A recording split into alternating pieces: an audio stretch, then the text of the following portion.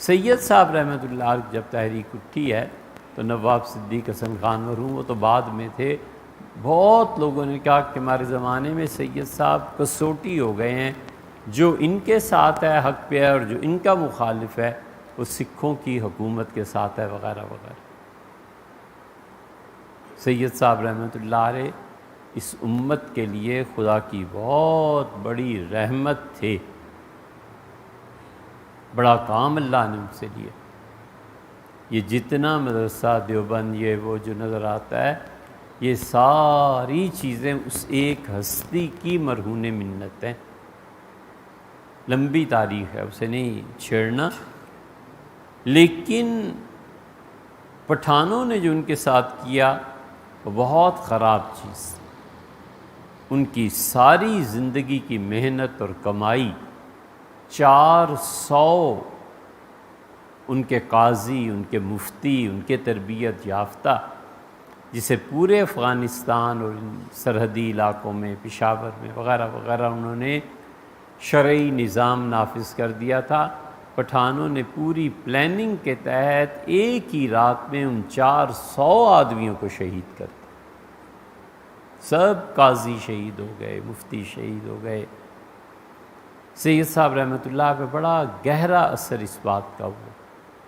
پھر کوئی جہاد کا تذکرہ کرتا تھا تو فرماتے تھے اب جہاد کا نام نہ لو۔ پھر بالا کوٹ گئے، خیر شہادت ہو گئی۔ حضرت نے ان لوگوں کو بلایا جنہوں نے یہ کرتوت کیے تھے پٹھانوں کو، اور کہا یہ میرے ساتھ تم نے کیا کیا؟ میں نے کیا ایسا جرم کیا؟ میں نے یہی تو کہا تھا کہ جن لڑکیوں کی منگنیاں ہو گئی ہیں اور وہ پیسے کی وجہ سے ان کے ماں باپ رخصتی نہیں دے رہے، یہ 3 دن کے اندر اندر تمام ایسی بچیوں کی رخصتیاں کرواؤ اور پیسے کو بیچ میں سے ختم کرو کہ باپ اپنی بیٹی کو پٹھان بیچ رہا ہے، میرا کیا جرم ہے؟ پھر فرمایا میرا یہی جرم ہے کہ میں نے کہا کہ عشر دینا پڑے گا، اللہ نے اسے متعین کیا ہے اور یہ نظام ہمیں قائم کرنا ہے۔ تو تقریر فرمائی تو پٹھانوں نے تلواریں لے کے آئے ہوئے تھے نا، تلوار کو نکالا اور پھر اس کے بعد نیام سے خط نکالے، ایسے خط جو کپڑے پہ تحریر کیے گئے تھے، ایسے خطوط جو اس پہ کاغذ پہ تحریر کیے گئے تھے، اور وہ بڑے بڑے پیر خانے ہندوستان کے انہوں نے تحریر کیے تھے۔